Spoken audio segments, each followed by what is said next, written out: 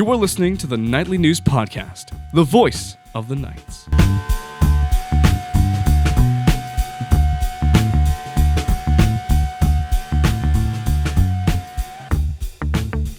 Welcome, everybody, to the Nightly News Podcast. This is Professor Paul Miller, and I'm so honored to be joined by the Executive Director of the Central Penn College Education Foundation, Trisha Comstock. Trisha, welcome back to the show.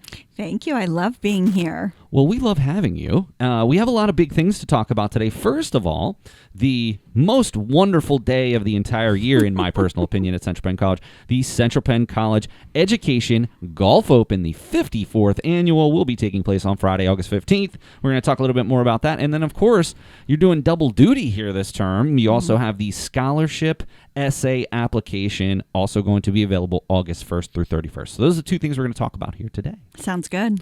Also being joined by Nightly News President Noah Lopez. Noah, how's it feel to be introduced as the president? I know this is now the third time we've talked about this, but is it sinking in anymore? It's already sunk in, man, and I'm feeling it. I'm feeling powerful. I feel awesome, and I love this club, so I can't wait to do good things here. One of the things I do want to really commend you on is as soon as you were sort of elected into that position, you have already come up with some amazing ideas. You're going to get the video studio going here. You're going to start doing some video stuff for us later in the summer and into the fall.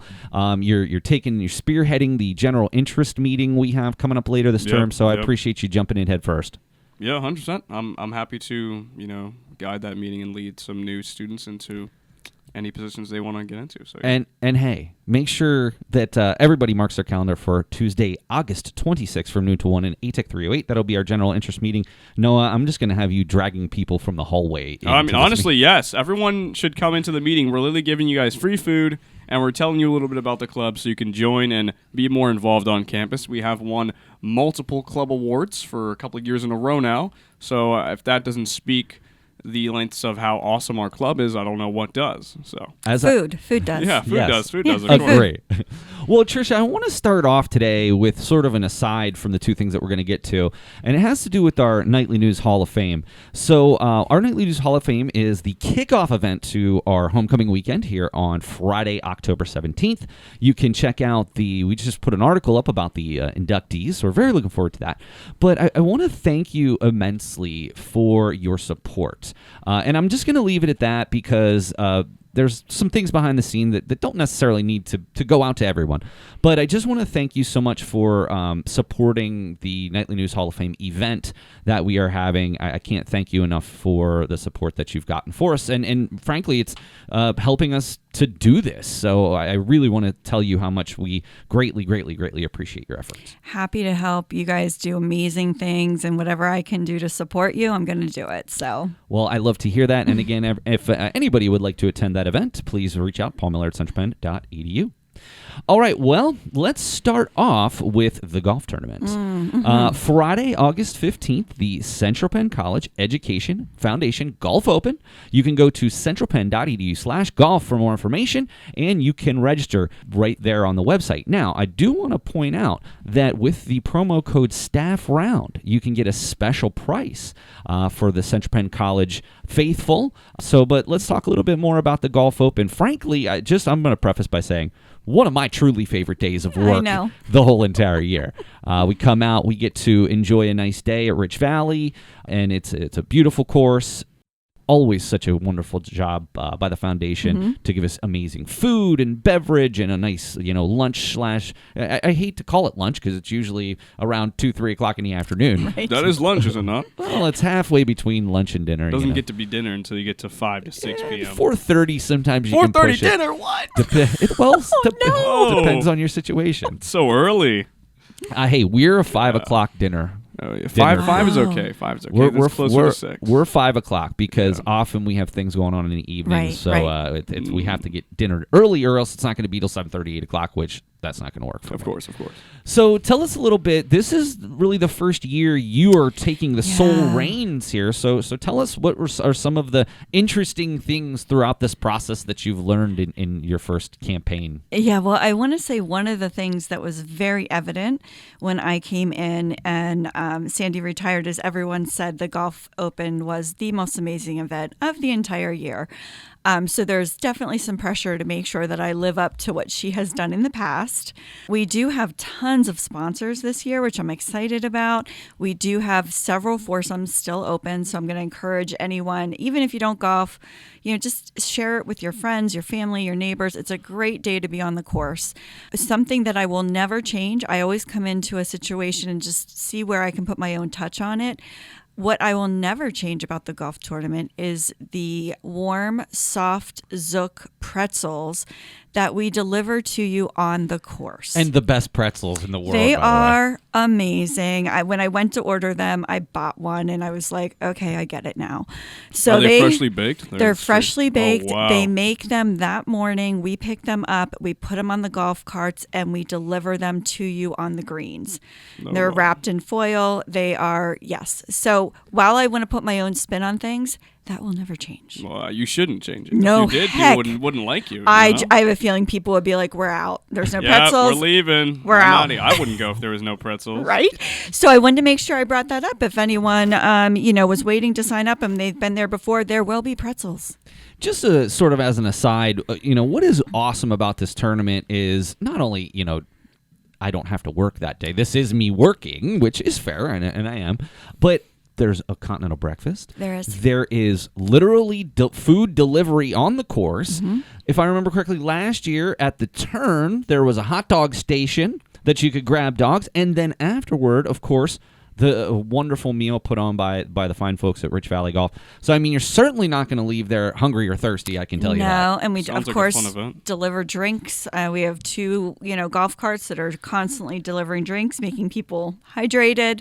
And then we have, the flights and the awards, during the lunch. So it really is a great day to skip the office and join us. This is a mid-August, right? Mid-August. date? Yeah, August 15th. Friday, that's August awesome. 15th at Rich Valley Golf. It's a shotgun start, 9 o'clock. Registration opens around 8. And, of course, Steve is always one of the people who's checking us. And I do want to point out really quickly, you'd mentioned about the people traveling around on the carts. Often there's a competition. There is a competition. So let's talk a little bit more about this competition in case they're out there on the course. Yeah, so I want to remind everyone, so we have 2 golf carts that have adult beverages and non-alcoholic beverages, and they compete for tips. And it is a serious competition. Oh, my gosh. Competing for tips. And I'm going to drop a little bomb here that Sandy is going to be on one of the carts. Oh. Oh, no. Uh-huh. So you can't say no to Sandy, so make sure you bring some cash. I will have plenty of cash. I most certainly cannot say no to Sandy. Oh, they're employees from here? They're not from the golf course No, itself? they're for us. They're trying to get Oh, tips for the wow. foundation so I can award more scholarships to students. Oh, that's awesome. Tip, guys. Tip. Make it rain. Well, to be honest, this is nothing new. This is the 54th annual. It's really incredible. And actually, one of the things, and I don't know if Sandy shared this with you, when we were going through, and Noah and I were going through some of the historical stuff that we'd found a whole bunch of old information and pictures and things like that from the golf tournaments. Have you seen this stuff? No. There's a cool little plate that was given in someone's honor. Oh, yes, 30 yes, years from ago. the trophies. From Yeah. the trophies, yeah. So yeah, there's some pretty cool stuff around. We'll have to try to I'll dig check that it up for you. out. Yeah. It is cool. We have the trophies in the library. We don't have them in the digitized because Oh, very neat, they're though. physical. Yeah. So again, if you are at all interested in the Central Penn College Annual Golf Open to benefit the Education Foundation, please go to centralpenn.edu/golf for more information and register your team. Or you can sign up to be a sponsor, or I'm sure that if you're just wanting to be interested in some way, I'm sure Trisha will get you involved. Yeah, you can be somehow. an individual golfer too. I have some of those that I'll be grouping together in foursomes, the morning of. So Well, we're all going to be there for that, and of course, we will share how everything goes down the road. wonderful. All right, well, really the main reason we are here is to talk about the Central Penn College Education Foundation scholarship application. That's going to be open from August 1st to August 31st, and on August 1st, you can go to foundation.centralpenn.edu for more information. There's a few things that I want to talk about here that are pretty standard that we talk about when it comes to scholarship time. But first and foremost, let's talk about the question. Mm-hmm. The question from this year is, if you could change one thing about the world, what would it be and how would you contribute to the change? So first of all, how did you come up with this particular question? I'm intrigued on that as well. So that one was like, if there was one thing that you could change about the world, what would it be? And I thought, well, that's good. But how are you going to contribute to the change? So I added, how can you contribute to the change? That one makes it even harder. I know. Okay, That's so what I thought. How will I contribute Because to it? anyone could say, I want to change cancer. Oh, exactly. Well, you're not a doctor. Exactly. So You it can't makes you contribute to have a medical little bit more research. ownership over the question. So one of the things that I really there's a few things I really want to talk about, and this is why I love having Noah on, because Noah has been done very well at previous scholarship applications. So Noah, I want to come to you.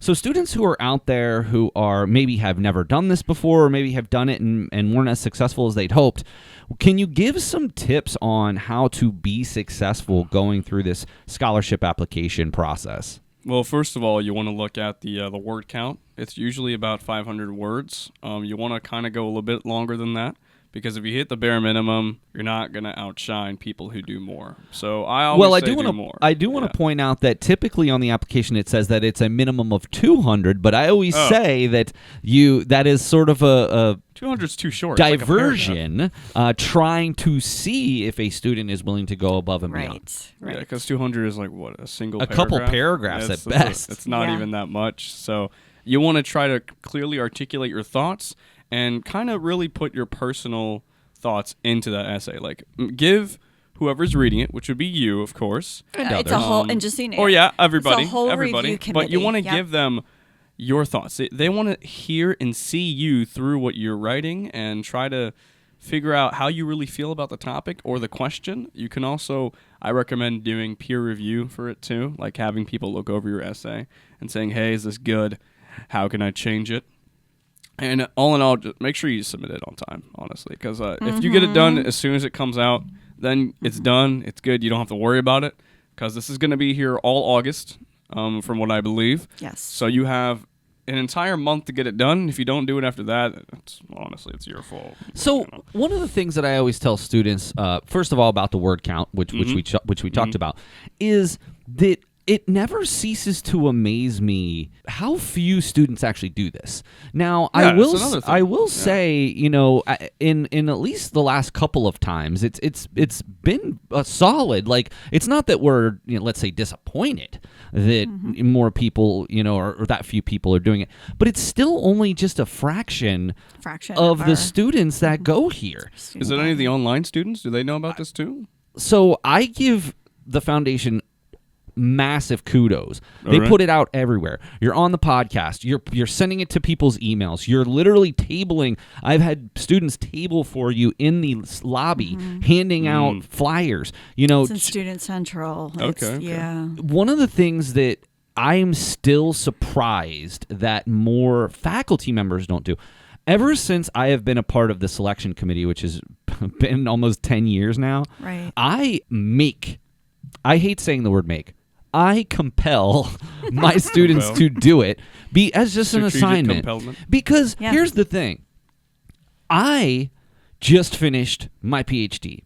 I am getting ready to start paying back my student loans. It is let's just say this. I have been paying them back, but I was on forbearance while I was in school. Right. So I am starting to see the sheer volume of what the payments are going to look like. Obviously, we're seeing student loans changing right now due to our current administration. So the bottom line is this is free money that you never have to pay back. It is a scholarship. It is not a loan. It is not something that needs to be paid back. And so I don't understand personally why more faculty don't get on board and have their students do this as an assignment. Of course, I can't control what other people do. I can only control what I do. Yeah. So that's why it's so important to me to work that into my classes. But I also, as part of that, Trisha, I will put this podcast along with it. I will give some background information about the foundation. And so if nothing else, what I feel I'm doing is, in a sense, of public service, like, okay, you may have me one time, but now moving forward that this is going to be something that happens every time. Yep. And last but not least, one of the things that I love, the best thing about my job, is when I have a student say, I really didn't want to do this, but I just won $1,000 and thank you. Those are the kind of emails that I just really love, and often that comes across in like my student observation surveys and things like that. So the bottom line is a very, very high percentage of applicants receive some type of assistance. Very high percentage. That's and another hard thing, yeah. Yeah, I want to make sure that students understand. You might say, oh, I have financial aid. I'm not paying anything out of pocket right now. If you win $1,000 scholarship, that takes $1,000 off of your loan. That's and the you don't fun have to pay part. that back plus the accruing interest that happens every year. So everyone should be applying for this. As of right now, I want to say we award about 98% of applicants That's some amazing. type of scholarship. Free money. What I want to add to Noah, you were correct with the essay, is really, really taking your time. I think students also need to treat this as a job application. You need to go through and comb through your punctuation and your grammar. We award points based on punctuation, grammar, content. There's different criteria, but when we get an application and there's no periods and no How do you write a capital letters and things like that, even though I really want to give you something, it makes it a lot harder. But we call this an application. I used to sort of erroneously call it a contest, for lack of a better term. But when you think about it being an application, you got to understand one thing. Trisha, as much as you try, doesn't know every student who goes to Central Penn College, nor do There's folks. hundreds of them. Indeed. Nor do the folks who are reading these essays. Right. This opportunity, this essay, is essentially how they are getting to know you and determine the viability of you, receiving these scholarship dollars. And so I hope that if students take it seriously, give just a solid 1 to 2 page essay. Forget about the word count. It's there to sort of throw you off. And I appreciate that you do that, honestly.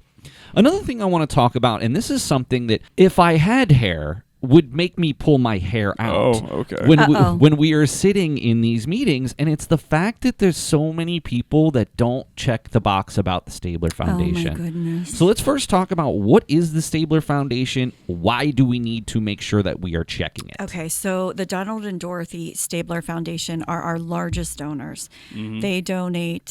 They have donated millions of dollars. What they want, they believe in education equity to the heart of their being. And what they want to do is not just fund these students and then just have it go away.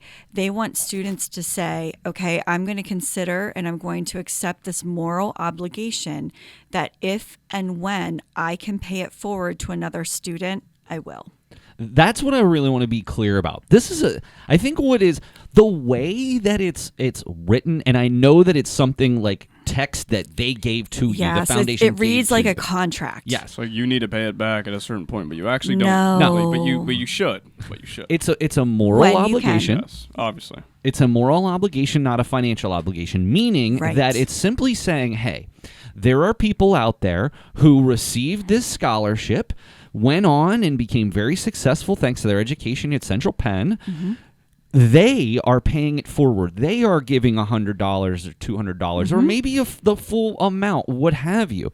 And I do think that the way that it's written is and can be confusing, but Absolutely. I also understand that the Stabler Foundation wants it to be that way. Correct. They want people to take this seriously. But why I think it's so important that students really, really, really make sure that they check that box, this is where the big awards A lot of our funds come from. Yes, a lot of our funds. And I'll let you know, I can think of 2 donors that are paying it forward now. One is on a reoccurring plan that she donates $5 a month, and it goes back into the Stabler fund. So $5 a month just comes out of her account. It goes a long way. And then the other one, she is older. I want to say she's in her 50s. She's in a different point in her life, and she gives $60 a month. That's what she's chosen.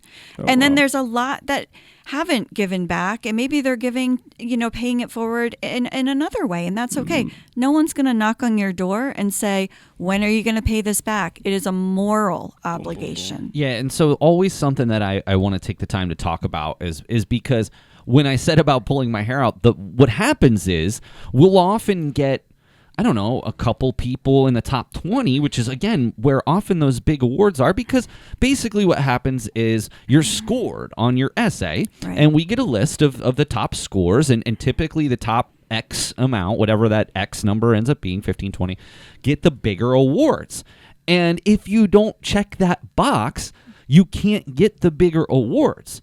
And so that doesn't mean that you're not eligible for other scholarships that you have, but often those just aren't as much Right. money. Right. So I might say I have $50,000 to $75,000 in Stabler scholarships that I can award here in the fall, but I only have 17 kids check the box. Well, I can't give all of that to them. So there's funds now that are just not being utilized and go right back into the fund that I can't award. So so make sure a couple things. So just Noah gave you some amazing tips. I'm going to give you two other ones. Number one, forget the word count. 500 to 700 words, even more if you feel necessary. Also, check the box for the Stabler Foundation, please. Again, it's a moral obligation, not a financial one. And again, that's where the big awards are. Right. So again, make sure that you go to foundation.centralpenn.edu starting on August 1st. The application will be open till August 31st. And remember the question, if you would change one thing about the world, what would it be? And how would you contribute? Makes me think about that. I don't even know how I would answer that question. Well, I was just going to ask that question, so you better come up with something. All right, okay, so how would what would I change about the world? There are a lot of things that I want to change about the world that I can't contribute to. Like, I mean... Well, I think you're underselling yourself, but sure. Well, for example, there are some, like, policies in government that I can't really contribute to. Why not? Because I'm a mere citizen. I have You no power. could. So Really? it says... All I can do is vote. How you... That's okay. it. Okay, there's a start. All right. How you would contribute. I think you're missing... I think part of what this question is, first of all, it's probably subjective, is down the road. Yeah. So like, okay, if you want to change a certain policy, yes, we're not saying Noah Lopez right this second make these changes. It might be in a few years. What might be a way? Maybe it's volunteering with a specific political group. Exactly. You or know? donating. So it or- doesn't have to be immediate results. You're looking No. forward to the future, what you could do or change Right, about the world. right. So if I'm going to give one answer, I guess I would say I want to change world hunger. And to contribute to that, I would help food banks. There you go. That's, And I know that's just one thing you could do. yeah, Yeah. and then go on. I mean, I know my local church does missionary missions to different countries. That'll be a cool thing to do as well. Yeah. There you go. So help right that there, out. just alone, you've brainstormed it. Now you can develop that into an essay, and you're going to be just fine. You're It going to could do be. well. Yeah, that sounds like a good option. Well, Trisha, Now that I'm thinking about it more. See? Yeah. Trisha, first of all, thank you for all of the hard work that you've done. It should be greatly commended. Obviously, and you've told me this personally, stepping into Sandy's shoes was no easy task. No. But you are certainly up to the challenge, and Thank you you. have done such amazing things. And again, thank you very much for everything that you've done, including helping support the Nightly News Hall of Fame. Oh, absolutely. Thank you for having me on. I love being with you guys and just chatting about things. And you do great with the golf event that's happening. It's You're doing happening. great with the scholarship that you've given It's out. happening. Yeah. Everything's going awesome. So I think, Sandy would be very proud. Oh, Yeah. thank you. Yep. Real quick, if you want to sign up for the Central Penn College Education Foundation Golf Open, you can go to centralpenn.edu/golf. And if you're looking to apply for the scholarship, it's foundation.centralpenn.edu. Trisha, thank you so much for joining us on the show today. Thank you for having me. And of course, Noah, always a Yep. pleasure. It seems like you're on every episode now, but that's a good thing. Yeah, it's a good thing. I like consistency. Well, the president should be involved in the club activities. Oh, we like the consistency as Yeah. well, but we do have to save some of them for Of some course. other If anyone club else members. wants to fill in my space, we do have 4 microphones, Yes. so you there's could an join empty us here. microphone. Indeed. Exactly. So we could have someone on the podcast. You message Professor Miller here. Well, and maybe we'll talk to them at the general interest meeting. Yes, come to the general interest meeting. It is Tuesday, August 26th. August 26th. It's in ATEC room 308. Remember that? Sometimes people get lost. It's room 308. It's on the 3rd floor. and free food. And free food. Free Yes. food. And hey, you can come over and join us too if you want some free food. Bring You're some right- people with you're, you. You're right across the hall. You can come join I'd us. love If to. you find any students in the hallway, just drag them along. Just drag them in. Inside. Yep. All right. Well, that's going to do it for this episode of the Nightly News Podcast. We want to thank the Education Foundation Executive Director, Trisha Comstock, and Nightly News President, Noah Lopez. But we will see you again next time on the Nightly News Podcast.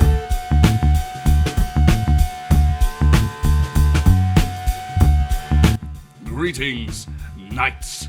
This is Sir Will, your mascot, and you're listening to the Nightly News Podcast. Huzzah!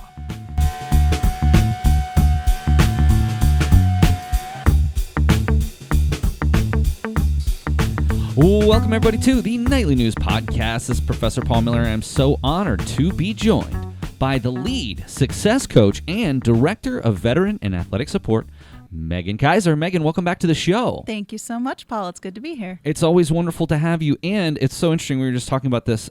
You were actually on the Nightly News Podcast way back on episode 76, way back in 2019. Obviously, you've been on since, but I mean, you've been doing this for quite some time. This is your fourth appearance on the show, so we were really happy to have you. We were talking about some really important stuff today as well. Not that we don't always, but this is something that's a project you spearheaded.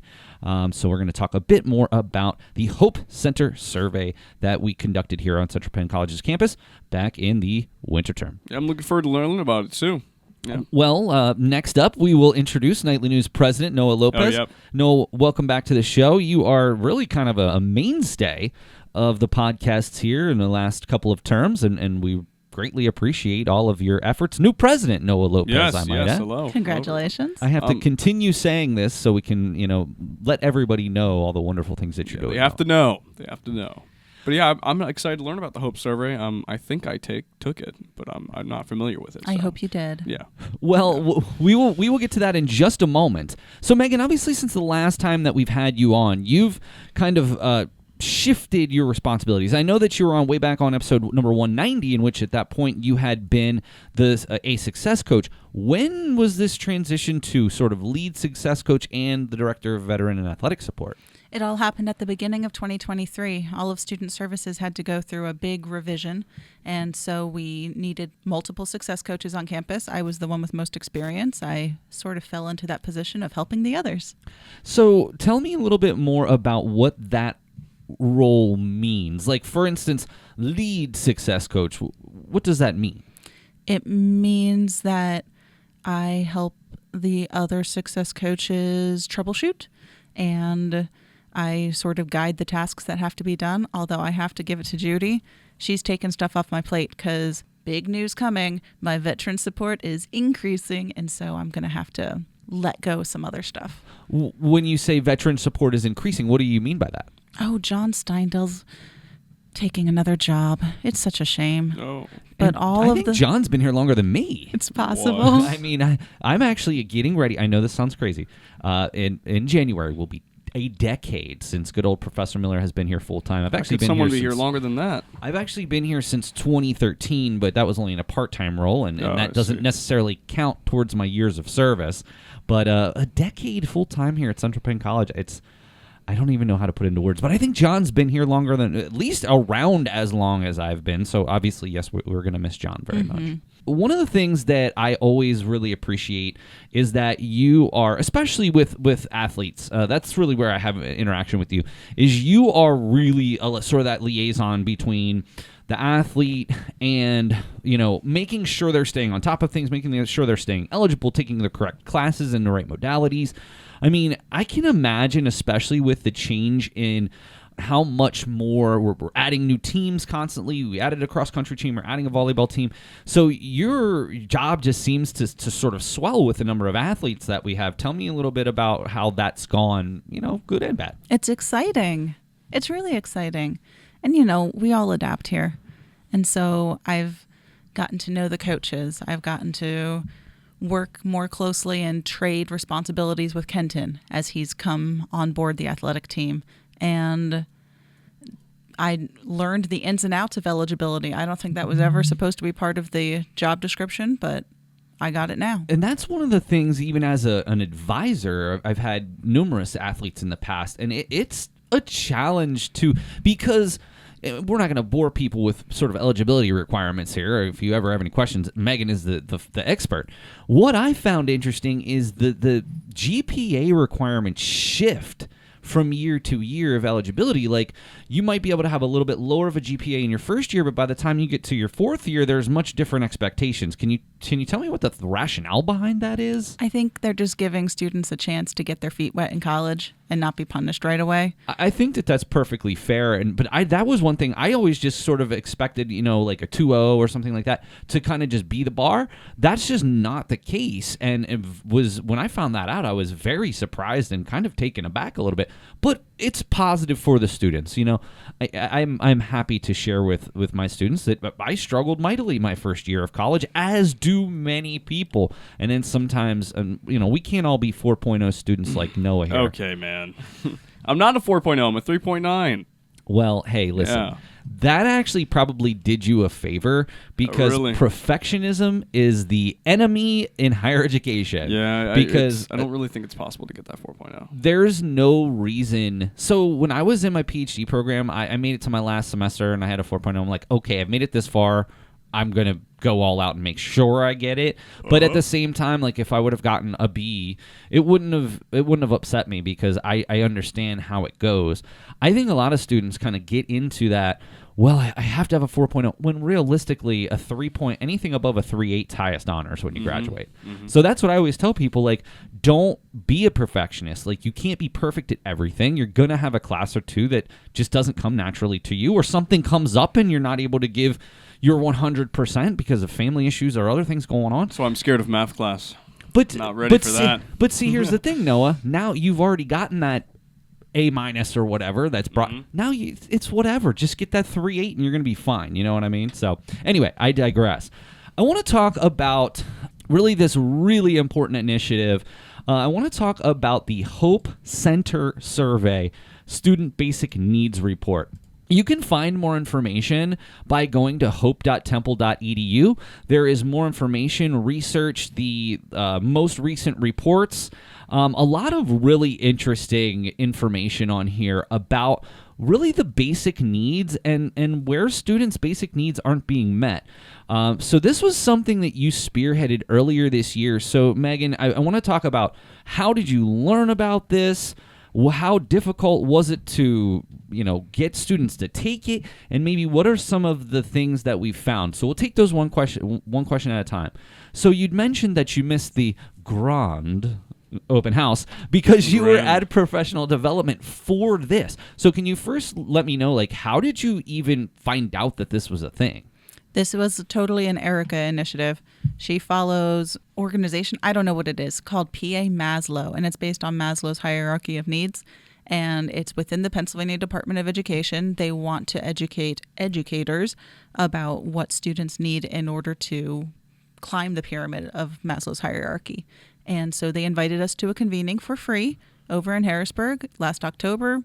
Judy and I went and learned a whole lot about what students come across, how we can help meet those needs. And we already knew some of the struggles that students face and had been looking for ways to solve it. And so it kind of tied in with what we were already trying to spearhead here. So this is something that they've clearly been doing for quite some time. It just, at first glance, it doesn't really say how long they've been doing it for. But even the most recent basic needs survey, which again is at hope.temple.edu/research, is from 91 institutions across 16 states that participated in the Hope Impact Partnership and fielded the Hope Center Basic Needs Survey. This 23-24 is the last one that's published on their website. But so tell me about this professional development that you went to. What were some things that you took away from that? And then how did this get sort of implemented on our campus? So one of the things that I went into this professional development looking for was, how can we get cash into the hands of students when they need it most? So when their water gets shut off, they really can't focus much on doing their schoolwork. Can we help them get that taken care of just to get through the term or something? And I learned some strategies from the convening that I went to.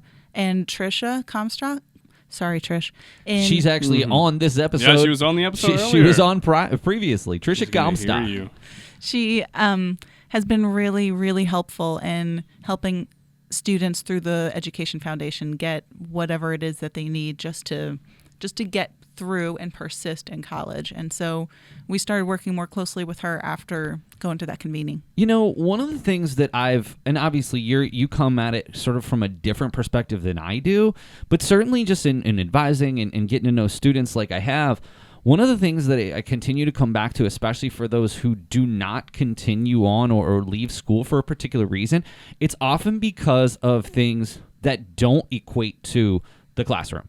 It's things that maybe it's a lack of transportation or losing a job or family issues, mental health issues, other financial problems. So a lot of the times, like we talk a lot about retention rates in college. And, you know, back when I first started teaching, that number was about 50% from the National Clearinghouse that basically said that about 50% of students did not complete a degree within 6 years. Since then, that number has changed fairly drastically, honestly, to about 60%. And a lot of that is because of people like you, Megan, people who are here to sort of intervene and really provide some additional support outside of the classroom. But still, the fact that number is 60% is still, in my mind, I applaud the gains that we've made in higher education. 60% to me, still too low.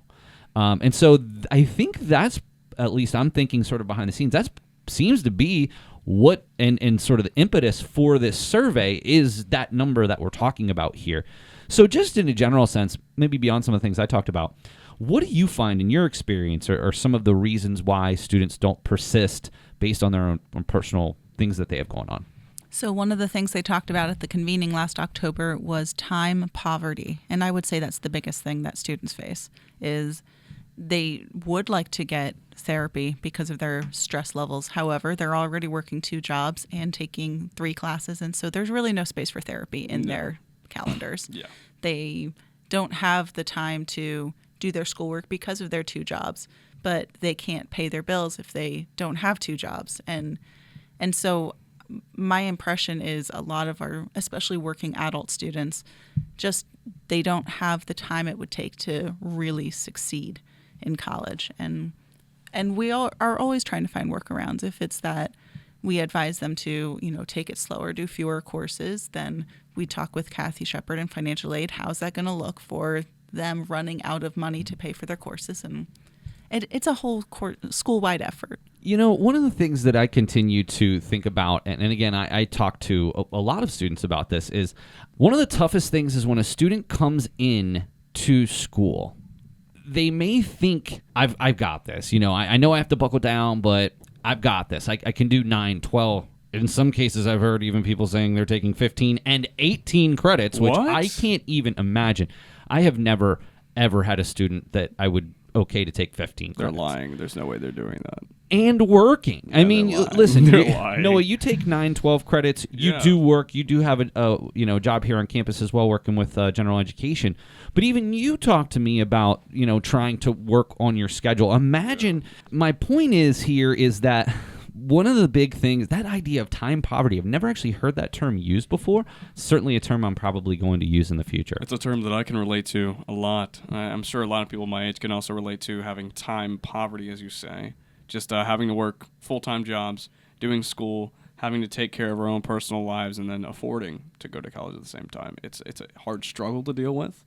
Also, like when certain assignments will take more time than others, you have to balance your time and focus on them, and then it end up being like the weekend, and you got to focus on the other assignments. It's like holy moly cannoli, and it's even worse if you're an athlete, because then you're training for sports on the side while doing all these things. And that's not even taking into consideration travel. Yeah, a lot of the time, especially in the USCAA conference, we are not necessarily traveling closely to one another. If you look at other conferences like the PSAC conference, I mean, you might be traveling across the state. I mean, we're traveling to Virginia, to New York. I mean, USCAA conferences, we're a nationwide conference, so I can see there's a lot of travel going on there. Yeah, we have as a lot of students here that don't live on campus, so they have to commute here. So that's also gas, which means they got to work more to pay the gas, and then they have to pay their college.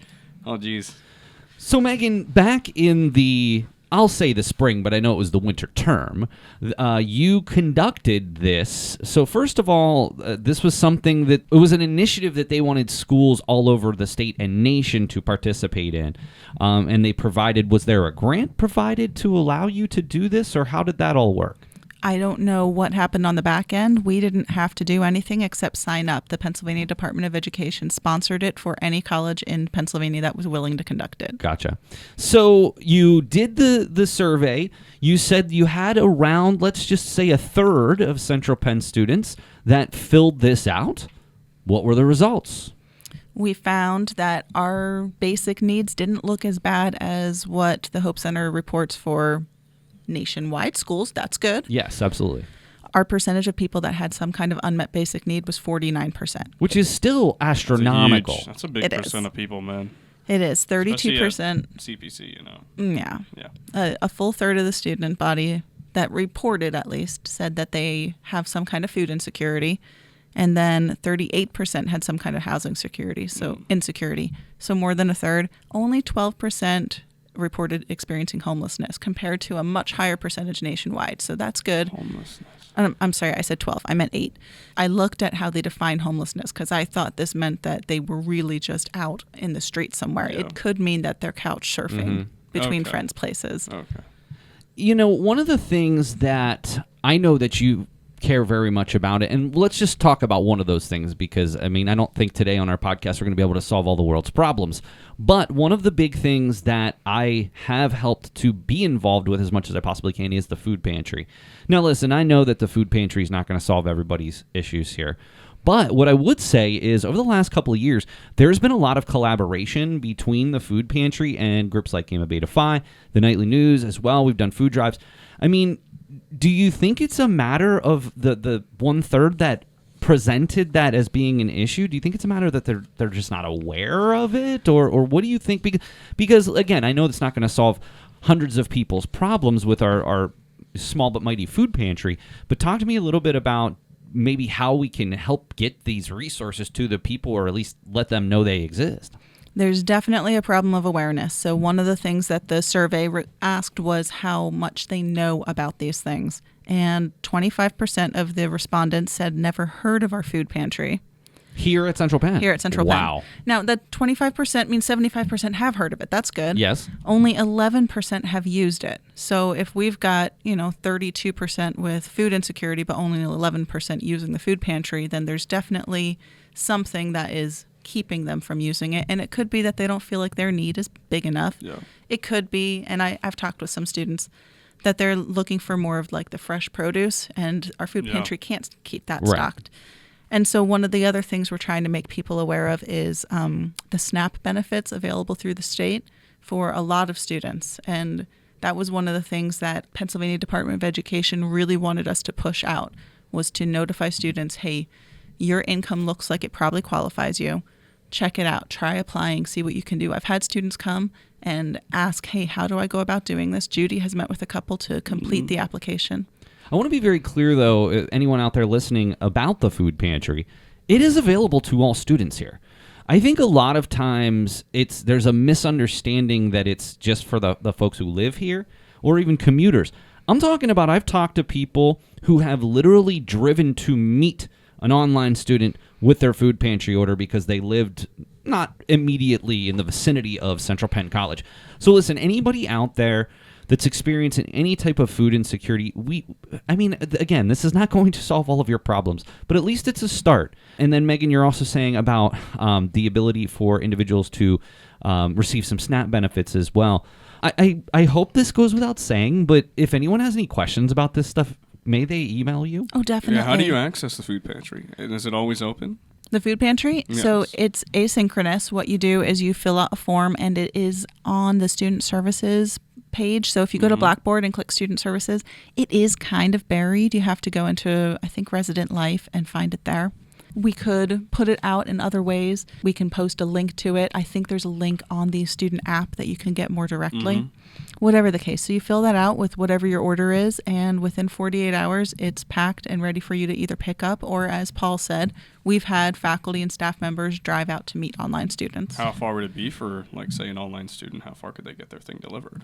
Well, we had one that was down in York County somewhere. We asked a staff member who lived in York County, hey, could you meet them at some public place? And they did. Oh, wow. Okay. Yeah. So I do think it's an individualized situation, and that's where I think Megan can sort of help. Megan, I'm going to make sure that I put that link up as well as your email in case anybody has any particular questions that they might have. So I just want to sort of come back to some more of these results. So it's, again, a positive that Central Penn's numbers are seemingly a little bit improved over some of the other basic needs survey report data that is available to us. What were some of the other things that you took away from this survey? So one of the things that I noticed was in the housing insecurity. A lot of students said that they're having trouble paying utilities. Now, I kind of speculate that has to do with our residential population. The housing scholarship has evolved over time, but it has never included utilities. And so it could be that our residential students are having a hard time paying utilities. And I don't know that there's any great solution for that except for helping to sort of budget the money that they have available. We're happy to help with that. We've got connections with PSECU to look through how you manage your finances. And that is one of the recommendations for students who are having trouble with their cash flow is, can they manage this better? And we are always happy to talk with students about it. We tell them about the work study opportunities on campus all the time.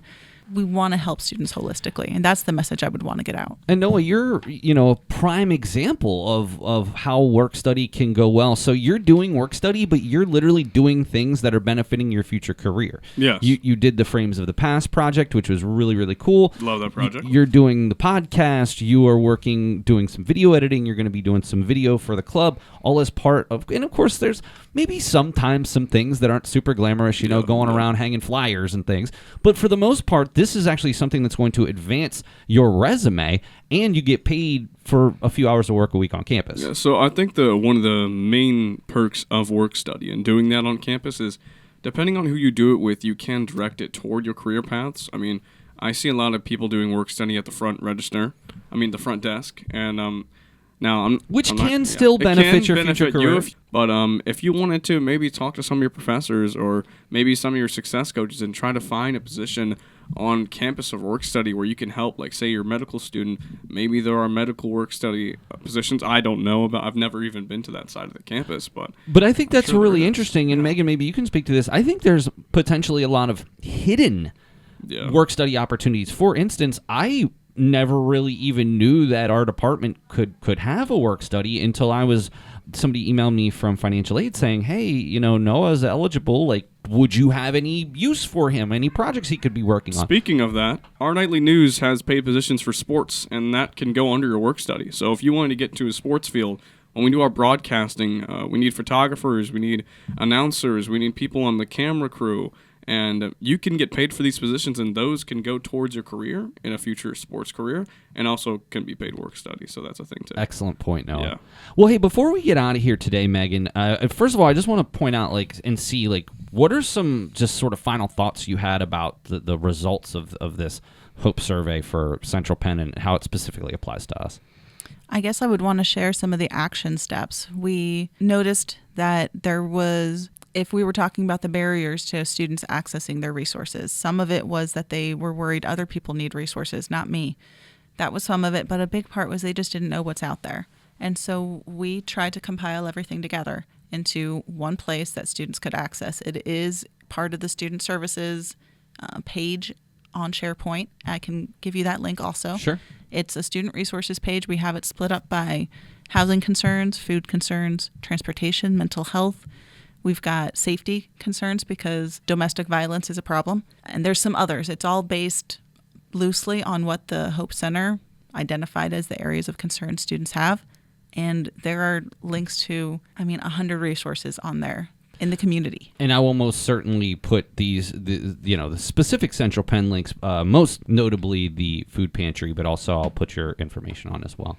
Well, Megan, I got to be honest. I know that this is just one of the many tasks that you have as your job, but this is something that I appreciate you coming in and talking about today, because frankly, I think a lot of times we're sort of on our own islands here. We're focused on our own positions, and maybe we don't always think about not the well-being of students. Of course, that's like our main priority.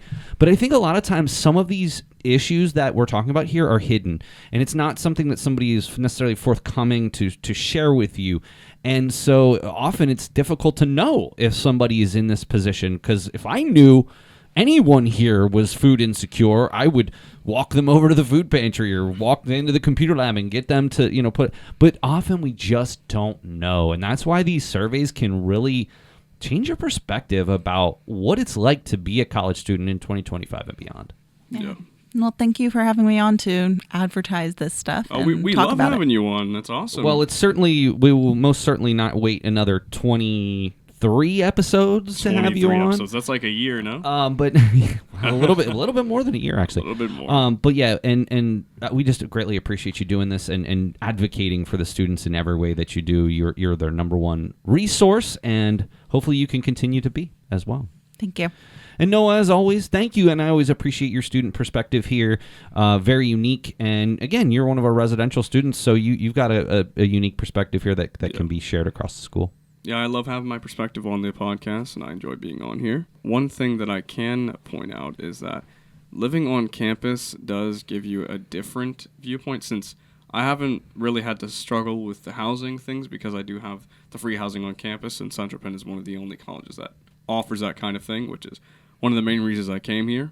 So I do really appreciate that and the opportunities they provide through free internships and free food, and the cafeteria is great. I love all the people that work in there. And I don't know how we would survive, honestly, without them. So, yeah. Well, that's very kind. Make sure you tell them that next time you go. Yes. All right. Well, hey, that's going to do it for this episode of the Nightly News Podcast. I would like to thank the lead success coach, Megan Kaiser, and the Nightly News president, Noah Lopez. But until next time, this is Professor Paul Miller, and we'll see you again next time on the Nightly News Podcast.